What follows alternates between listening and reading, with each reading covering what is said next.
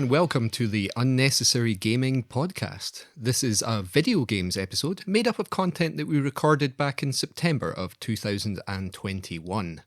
First up, we've got Euan talking about the bittersweet Zelda-esque adventure game Eastward, and then after that, Chris will be telling us all about old-school city-building simulator, Soviet Republic, Workers and Resources.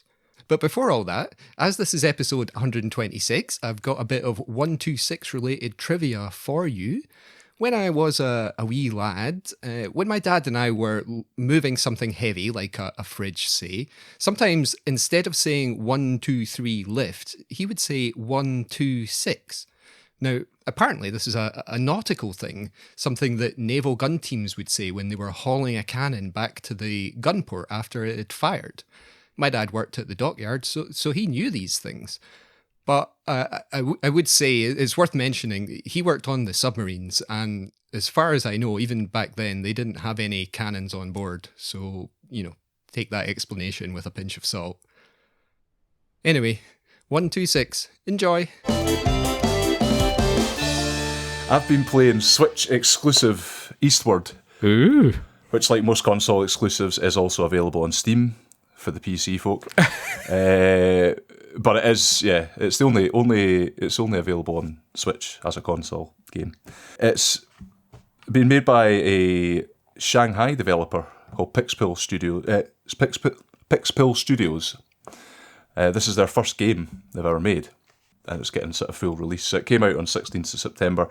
I've been pretty much playing it non-stop, gotten massively into it. It's a top-down sort of adventure game in that sort of retro graphic style, kind of... That sort of Zelda SNES style. Exactly. I've seen a lot of people sort of compare it to Zelda, because it has a few of the trappings, your hearts increase as you go on, you can collect orbs that get you more hearts, that sort of thing. Even the combat has that kind of Zelda feel, Link to the Past style feel. But the thing about it is, it's got an interesting system where you have two main characters. You've got John and Sam, and you start off in this sort of underground... It's clearly a kind of post-apocalyptic society. The thing I love about this game that I've really enjoyed is that the storytelling is very kind of organic. It doesn't just dump a load of exposition on you. It just lets you get into the world and lets you play in these characters' lives, and you pick up things naturally as you sort of go on. So you sort of start in this kind of this underground thing where John's a miner. He goes out and he goes digging in these caves for a meagre pay from the mayor, and he comes back and he cooks food for his young ward Sam, who, as is kind of revealed throughout the game, it's not really made clear at the start, but it's kind of almost hinted at that he's found her in the mines somewhere, which immediately starts making you think, there's something going on with this wee kid. Oh yeah, it would do. Yeah. So she sort of develops weird energy powers over the game, and as you kind of progress a bit, you learn a wee bit more about what's going on with her. But it really takes its time to kind of bed you in and start going, like, really throwing all that stuff at you.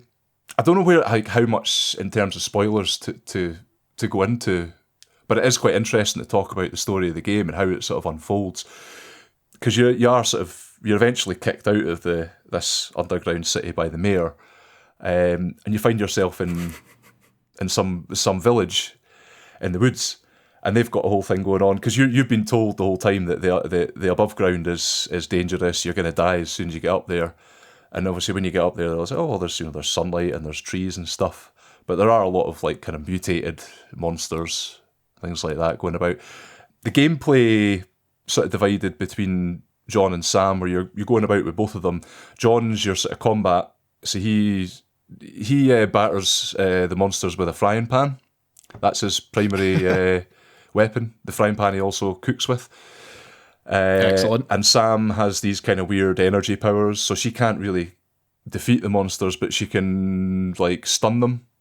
So when you get into the combat, there's quite a lot of options for how you sort of use these two characters together. If you sort of like switch between them, you can like stun one with Sam and then hit it with John with his frying pan.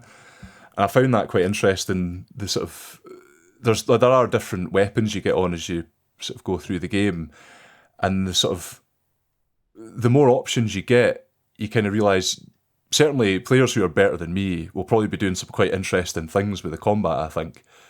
In terms of like getting the accuracy of how you take on enemies. Like I'm constantly getting my life drained by everything, because it does, like the difficulty curve really, it's a really nice difficulty curve. It's not like a mad spike. It just lulls you in. You get used to certain mechanics, and then it starts throwing more stuff at you, to the point that you're kind of getting very close to that sort of old school bullet hell type, not as intense as that, but that kind of combat they used to get with 2D. But you're just getting stuff thrown at you. Yeah, and you've just got to react to it basically as it comes.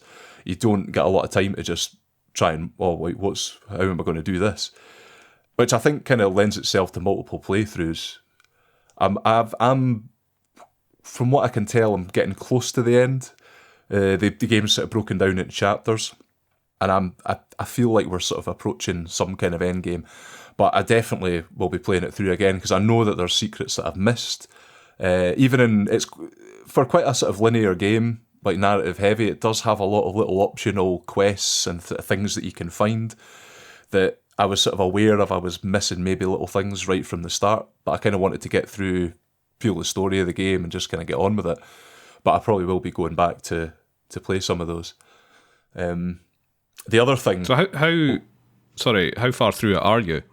Well, so I've now been to this wee village where things didn't end so well, and we've now gone to a big town which is built on top of a dam, and things haven't gone so well there either. To kind of get into what's going on with the story, once you're sort of above ground, you start finding these facilities that are a lot more technologically advanced and well kept than anything else that you're sort of encountering in the game, and there's clearly something going on. There's almost like this evil version of Sam that's knocking around. It appears every so often and will start sort of taunting Sam. And once you start finding these facilities, you start finding out about the miasma, which it just seems to just appear now and again. The first village you come to, this is. I'm going to get into spoilers here, because this bit really affected. Just do it. Because this bit really affected me. Like you go to this lovely little peaceful village, and you're set up with like a love interest for John. I should point out, by the way, John never speaks. He's like your silent protagonist, whereas Sam, the wee kid, does all the speaking. And there's like a really interesting dynamic with that, where it makes you as a player feel a certain kind of responsibility for Sam. Yeah. Because you're more likely to put yourself in John's shoes, essentially. Yeah, you're the silent protagonist. Yeah. So it's like, well, I mean, linking it back to Legend of Zelda, like Link in those first few games just doesn't talk. Aye. It makes you feel that you are Link. People are talking to you in the game. Yeah. That's the thing. Like, I think there's one moment in a bit I've just played where it's implied John says something to someone, but it's almost just because it's like, well, it would be too difficult to work around this. So he just doesn't say anything, but the person reacts as if he has. But yeah, so you get to this town, and you're doing all this thing. You're helping out the little townsfolk, and they're like, "Yeah, we're having a harvest party and festival." And it's during one of these missions you encounter one of the first of these facilities, and you're aware something ominous is going on, and it's kind of been triggered by Sam. So you're going back to the village, and you have all this you have this party, and they take a big photo of everyone in the village with you and Sam there, and you're all pals, and they're setting up this love interest for John. And then at some point in the night, you end up, because your little hut's a bit further away from the village, you get woken up by this miasma, basically destroying everything.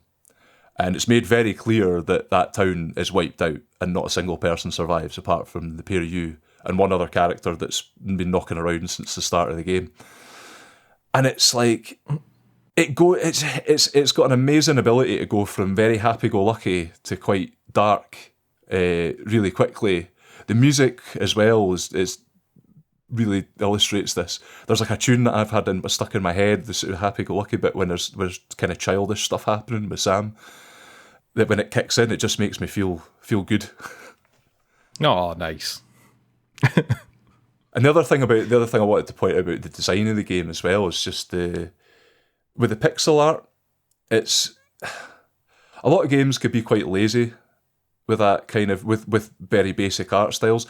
They've managed to make every character in it really expressive and kind of have a personality of their own. I think it's the sort of thing you'd see when you're playing the game. Like there's a kid in the sort of town you start off in who's going on about everybody's bullying him because his dad went off to the outside to the above ground. And when you eventually encounter his dad later on, it's very obvious that it's him.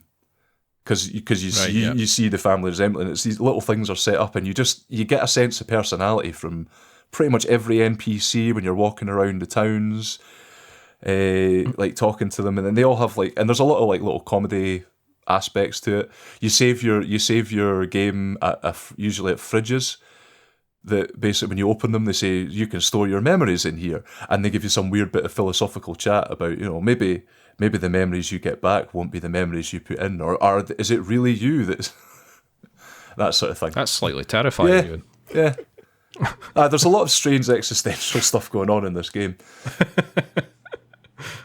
It does sound amazing. I'm loving it. Yeah, sorry, carry on. See this frying pan that John's got? What's it like? Well, it's funny. So, here we go. The chef wants to know the details of the frying pan. It starts off as your standard round cast iron skillet, but at some point you get an upgrade to that frying pan, and then later on I've just had an upgrade where they give you a new frying pan, which is square, and they're going on about this is what true chefs would use, and it's also stronger. Well, yeah, it's an upgrade. Do you have an opinion on that, Dave? My next question was going to be, can you upgrade your frying pan? So, yeah. I mean, it's done at certain points in the game, so it's kind of one of these things that's just kind of given to you when you get to certain stages. Yeah. Although there are optional upgrades that you can buy at certain shops where you can upgrade, like you've got bombs, so you can upgrade the power of your bombs and how many you can hold. You do get a gun and a flamethrower at one point, which you can upgrade how much ammo you can hold with them and the power that they have, and that's based on there's a currency of salt. You salt is your basic currency. And you use that to buy ingredients for your cooking. There is a cooking mechanic similar to that. This is what I was going to ask. If you do any in-field cooking when you're out and about. Yeah, every so often you'll find a little stove, and you can cook dishes that'll give you they'll give you your hearts back. They'll give you extra hearts. They'll give you sometimes if you add spice, they'll give you defense bonuses or attack bonuses, that sort of thing. It's not as in depth as probably the Zelda, like the Breath of the Wild cooking mechanic. Although I kind of enjoy it a bit more because you can skip the animation after the first time you learn a new recipe. I think you might be able to do it in Zelda, but I don't know. I feel like they always laboured that a bit. Yeah, nice. So why is it called good. Eastward? Do we know? Well, I was wondering that myself. It has been brought up that you are basically heading eastward the entire time. There is this road trip aspect of it. Yeah, you're on it. When you come out of your first town, you're sent on a train. And you get back on that train after leaving the village and the New Dam City. You get on this train and you're always heading to the right. So I guess you're going eastward. There is nice. A mention of somebody called Eastward, and it's like one of these really quick references. I think it'll come up again. There is a lot about the story that still hasn't been made clear. There's a point at the moment where I'm on a train trying to get to this. Some weird city, which I think might be the final place we need to go. But as you're on this train trying to get there, you get caught in this fog that causes you to get stuck in a time loop. And eventually you start going so fast that you crash into another train that's ahead of you. And that train's... So this is the bit I'm at now. The train is populated by monkeys and apes that are running a cinema, their own version of Hollywood. Oh. Obviously. Yeah. In fact, one of them made quite a good joke about, they were like, this is the wee adult bits that they throw in, where he said, once you were sitting among your piled high crusty socks, and now you're a star. And there's quite a few times the word pish has been used. I don't know if that's deliberate. I think that might be that sort of exclamation, that Victorian thing. Oh, pish! Yeah, I've seen that in a lot of sort of Japanese games that have been translated into English, and they just shout the word pish, which is very hilarious. I've taken a few screen grabs of it. To us Scottish folk. Pish, that's nonsense.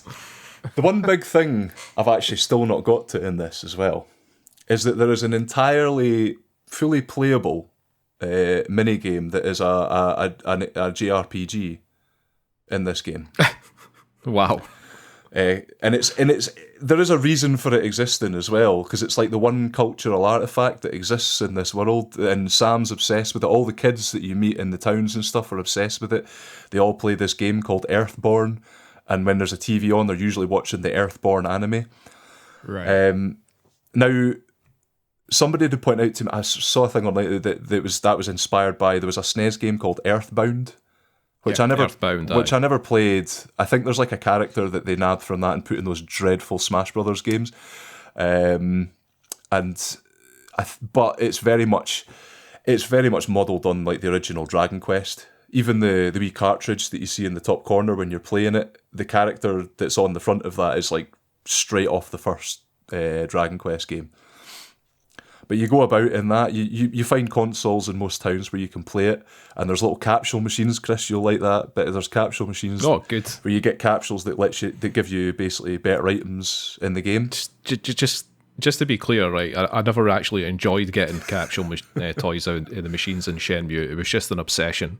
It was, addictions. You never actually enjoy them. I did used to get a bit worried when you got into a capsule machine. There was a fervour about it that always. Oh, no, I've got to get these toys now. I was just thinking. I mean, that does sound like quite a fun game, Euan. Yeah. I may have a look out for that on Steam. Unfortunately, don't own a Switch, but the sheer depth. I was just thinking that, like, I can't think of many games where you play as a character called John. Aye, I think that that was something I quite enjoyed. It did remind me of something that many years ago. I remember seeing something on some role playing thing on the internet where some people had made a game called Everyone is John, and it was a game where every single person that was playing the game was controlling the same person, who was John, but there were just different aspects of his personality or psyche or whatever, and you had to, I don't know if they rolled dice or they did something. I think it might have involved like coins or something, where you had to like bid a certain number of coins to make John do something, and it invariably had hilarious results. That sounds amazing. Yeah, I play that. Everyone is John. Well, John is definitely an everyman name, and he's definitely an everyman character in this. He's like this gruff guy with a beard and a little red nose that kind of pops up over his moustache, and he looks quite. He's again just like a really distinctive character design. One of the things I love about it as well is when he's standing there, his hands are by his side, but when he's walking about and he wears a sort of a red gilet. When he's like walking about, his hands are in his pockets, and I just like little. So John. Yes, that's a John thing to do. What a John! It's exactly what John would do. It's just like these little details that make it, and I think that is the strength of this game. It's just the depth of what's going on in it. I should point out there are certainly on the Switch version. I've noticed a few wee glitches. Just like things that I was surprised that were in a game that was like kind of had such a simple design. But I mean, it's this studio's first ever game, so, and I expect these things will be patched out in time. But yeah, there just so my praise of this game isn't like entirely unqualified, I should point out that there's a few daft little things that occur. There was one area where one of those classic things where you walk into an area and everything closes around you and you have to fight a bunch of enemies before you can progress. It was probably one of the first times in the game I died, and when I did, I went to continue, and it would either crash the game, or on one occasion just boosted me into the next area without having passed the bit I was supposed to do. So I did reload the save on that a couple of times. It was one specific bit that seemed to be slightly broken. So just to point it out. But otherwise, 10 out of 10, best game ever made. High praise. Wow. Yeah. Nice. Right. Nice. Right. Thank you.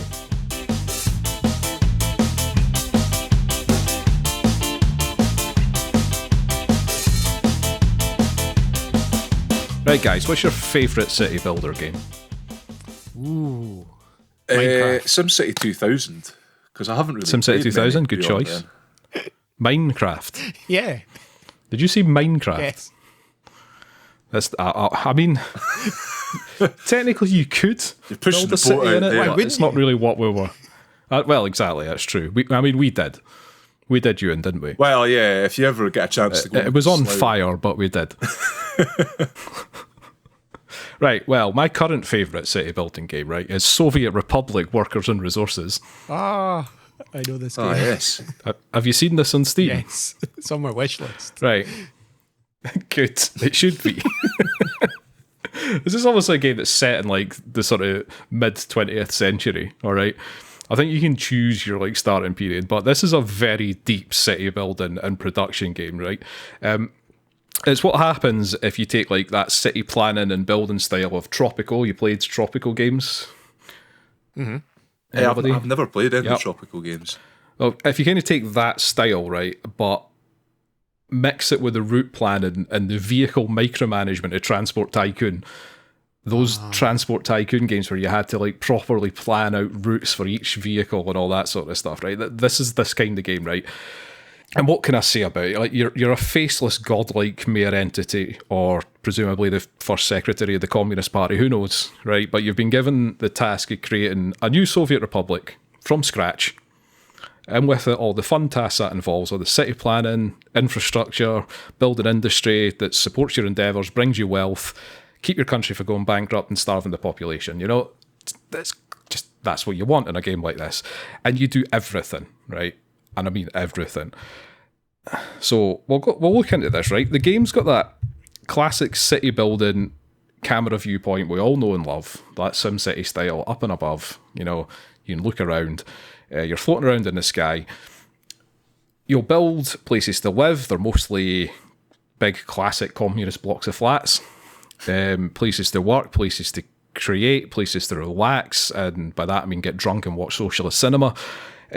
You'll create roads and footpaths, you'll train tracks, power lines, monuments, fountains, farms, factories, everything like that. It all has to make sense though, all right? There's no point in just sticking all this stuff down and hoping for the best, because you'll not get away with it in this game. Planning is a big part, so you need to build your factories close to blocks of flats and stick footpaths in, and I mean, you really have to plan these footpaths as well. You have to make sure that, I mean, if you hover over a flat, for example, you can see what's in walking range of that flat. Right. It's quite detailed in that way. Well, this is Soviet Russia. Surely people should just walk as far as they need to. Well, to get to the goods and services. You're right.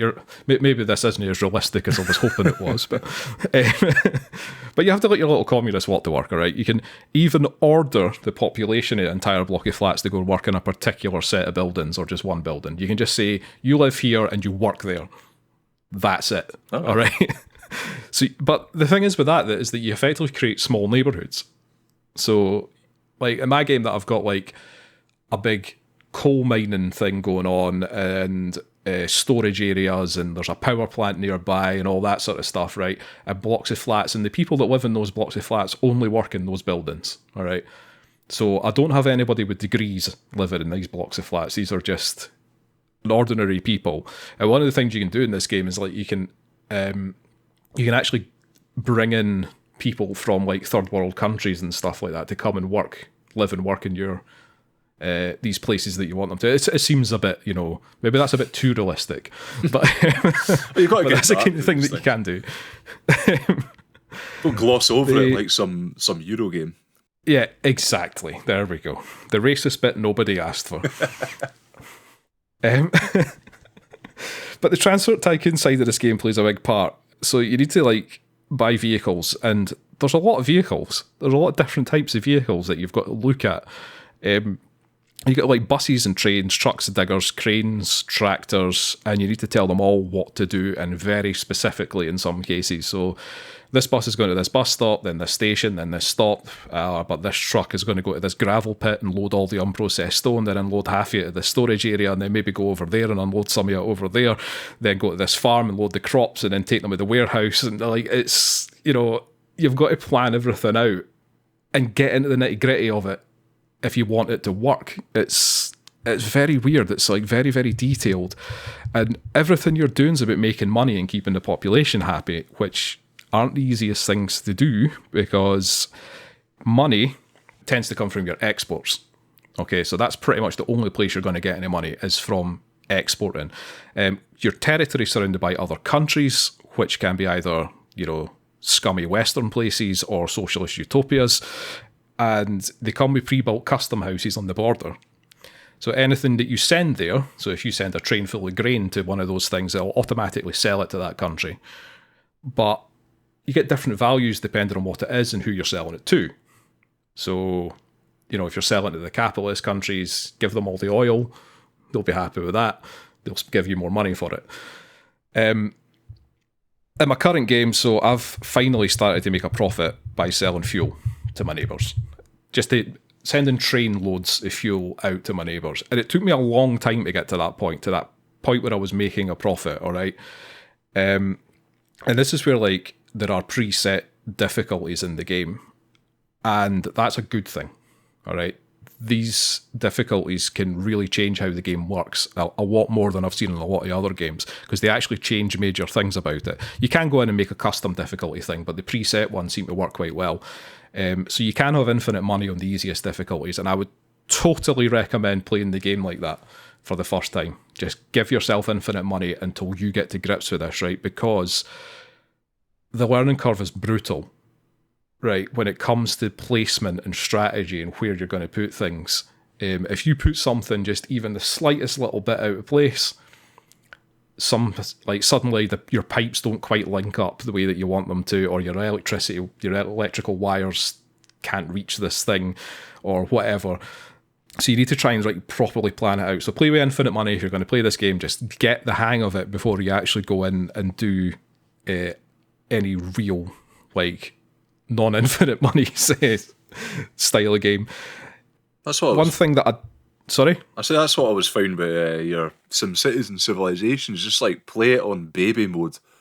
Oh yeah, because otherwise you're not going to have a clue what you're going to do. Oh yeah, no, definitely. I mean, there's tutorials in this game, right? Now I don't know I can't remember who made this game, and I don't know which country they were based in, but these tutorials were quite clearly translated into English, and that means that they're not that great, and not just because of the translations. All right. There's also the tutorials. Sometimes they show you how to do things, but they don't tell you why. It's here's how you put this thing down and hook this up to this. But then you're sitting there going, but why would I do that? What's the purpose of this? And this is why I'm saying that you should play the game on an easy difficulty so that you can figure out why you need to do that. But once you get the hang of it, once you start to realise why you need to do some of these things, you can go in and just actually start playing the game. Like I say, I'm not playing it on a hard difficulty or anything. I think I'm playing it on a sort of normal difficulty where things like heating and stuff like that is an issue. You have to keep your flats heated, for example, to keep the people happy. And electricity's a thing in it as well, because in the easiest difficulties, it's not really a problem. Once I've started playing it, I've now just got to a comfortable feeling now where I'm right, now I know what I'm doing. There's one thing I did that definitely wasn't a mistake, right? Which was putting a huge hammer and sickle statue in between a pub and a football pitch. It was perfect. What kind of effect did that have? Oh well, people love it. They'll just go and stand and look at your statue and then go for a game of football. Oh, nice. And then a few pints after. It just keeps the population happy, you know.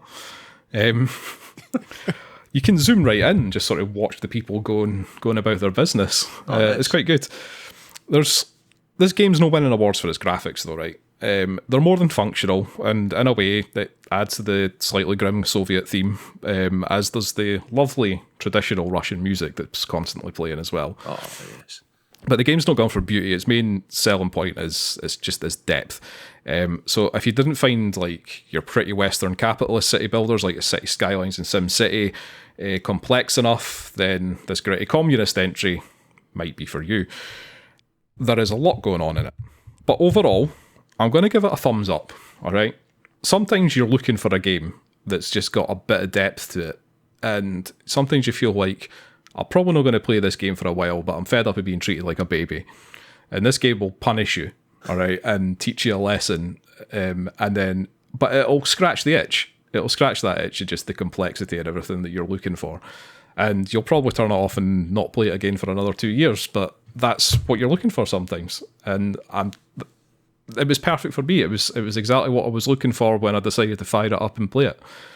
So yeah, if you're looking for something with that level of depth in it, this is it. Soviet Republic, workers and resources.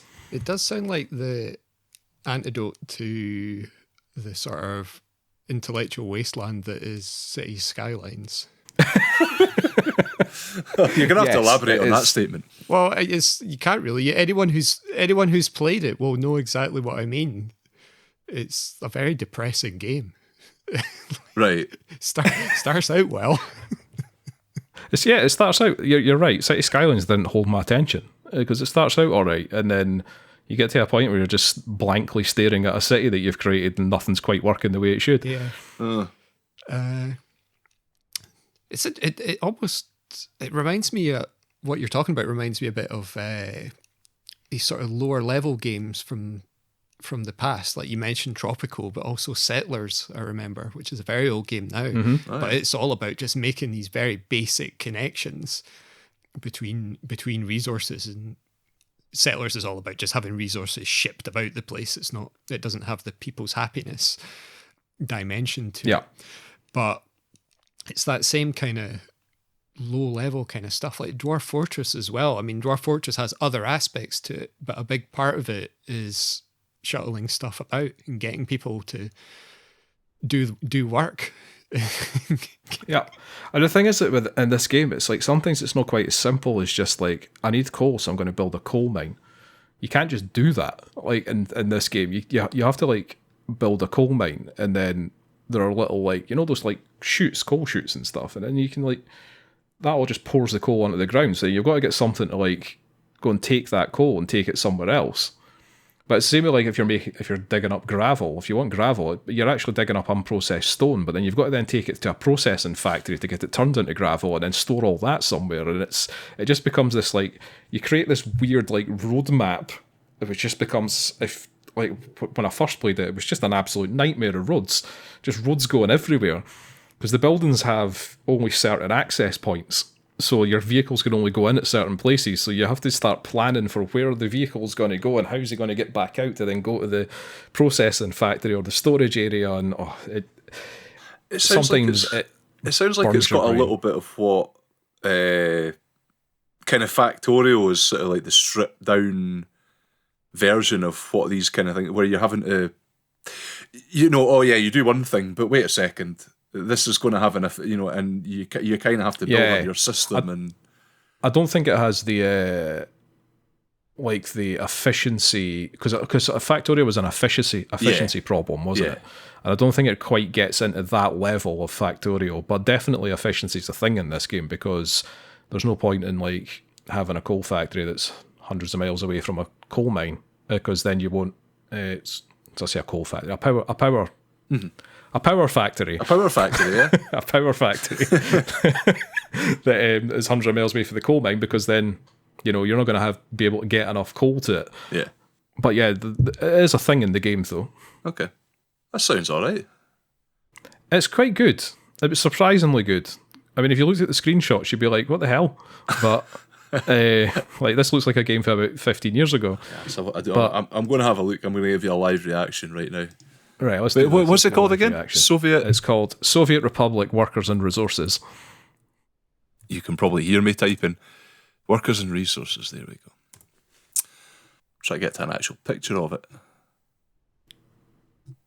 It's behind the Iron Curtain, Euan. I know, all the pictures are behind the Iron Curtain. I've gone, oh, right. Okay, so it's not like, I see what you mean, it's like functional. It's functional, it works. It The works perfectly look of fine. the city really reminds me of a wee bit of, Imperium, is it Imperium Galactica? Like just the level of graphics going on with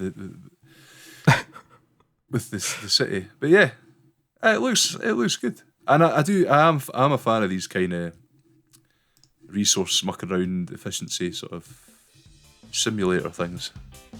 I'd be tempted to give it a go if my laptop could run it. It may well. Who knows? Oof, there's only one way to find out. Right. Okay, enough. Right, we're done. Enough chat. I'm going to go and have my tea. Aye, me too.